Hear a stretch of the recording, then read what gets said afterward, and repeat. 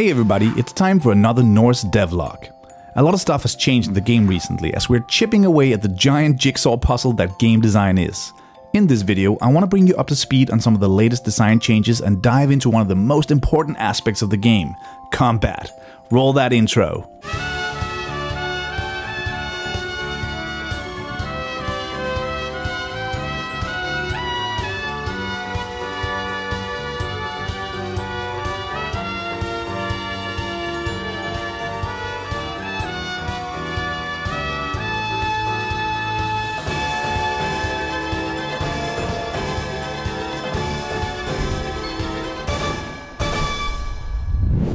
Before we get into talking about fighting in Norse, I wanted to briefly cover some of the major changes we've made in the game recently.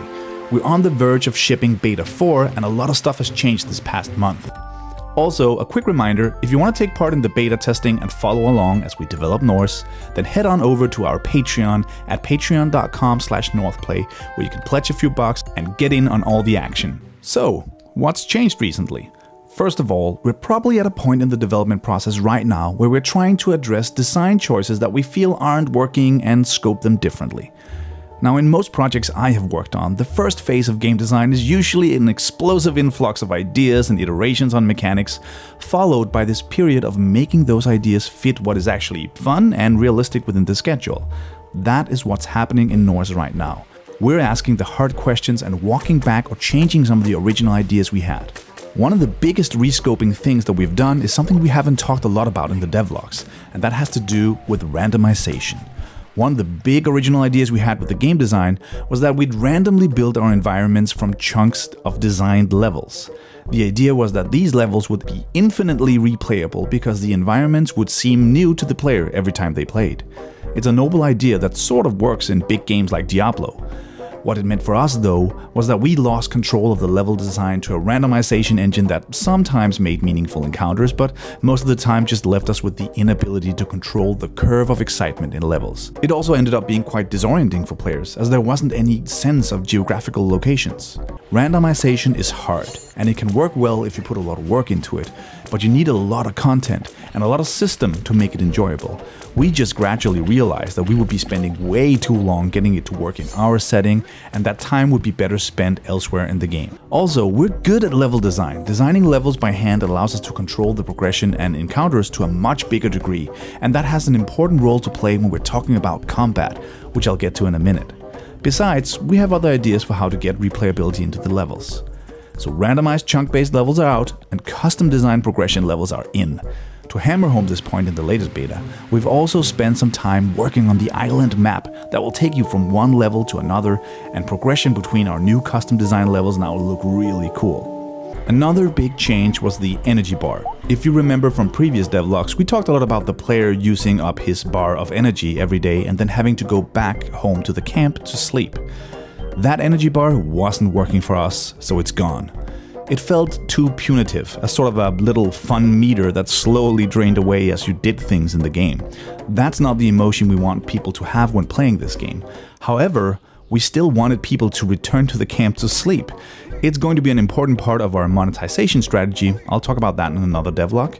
And it also lends some rhythm to the game, the story and the progression.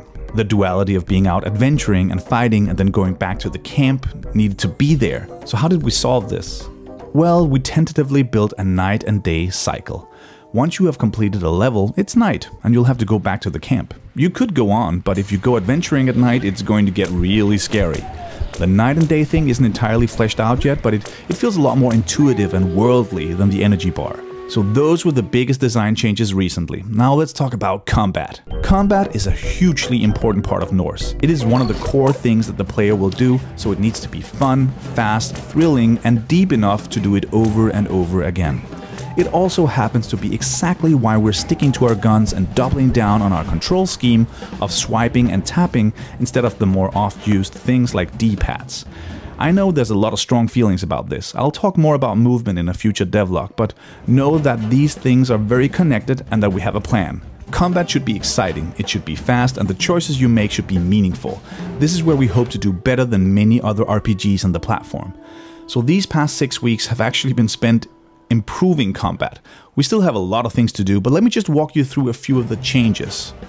First of all, we've introduced more enemies with various behaviors. We have the charging wolves, we have the lumbering Rocco that hurls projectiles at you and then hides in its crusty shell when you get too close. We have the sniping but shy mosquito that will have you running after them, risking exposure from other enemies. And one of my favorites, the stationary beehive that shoots possessed bees at you and forces you to maneuver around the battlefield until you can get close. All of these enemies' behavior have been debated and revised many times to create a mix of combatants that will create memorable encounters. We're operating under a design principle we call combat is movement. Again, heavily tied to the swiping around the field, we want the player to not just tap their way through hordes of monsters. We want you to move, reposition, and change your strategy while fighting. Let me give you an example of how we make the player move and not just tap their way through the enemies. One way we do this is that when you get hit by an enemy and lose a heart, that heart flies out on the field. You now have a very short amount of time to pick it up and regain that health point or fight on. Now this creates a pretty frantic scenario where you need to choose between the immediate victory over your adversaries or the long-term survival of a prolonged battle. Another thing we introduced recently is special attack markers. You'll now see where the wolf will charge before it does so, allowing you to get out of the way. Again, these markers paint the battlefield and makes the players move around and make meaningful choices. We also realized that the combat situation could feel very binary, you're either winning or losing with immediate effect. To heighten the excitement, we've introduced stun. Some enemies can now stun you, which means you'll fall on your behind, unable to move until you tap away the stars above your head. This is excellent because it creates a momentary panic and break in the combat as enemies are closing in. And as designers, it gives us another tool in the toolbox of punishing players without completely killing them. Lastly, we have our first boss in the game. We call him Cork. He's a giant acorn and he's really fun to fight. He has a special attack movement that we've dubbed the butt bump. Again, an attack marker shows you when to get out of the way before he slams his butt into the ground and stuns you. We also scripted enraged behaviors that allows us to give creatures special powers once they drop below a certain amount of health. When Cork gets low health, he is enraged and spawns Acorn minions to his aid and becomes much faster.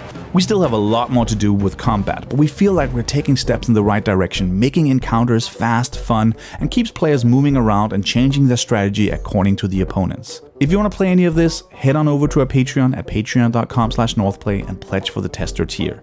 Also, again this month, a big shout out to Michael Hedlund, who is still our top tier supporter. Hope you like what you're seeing here. Leave a comment below, the whole team reads these and we'd love to hear your thoughts.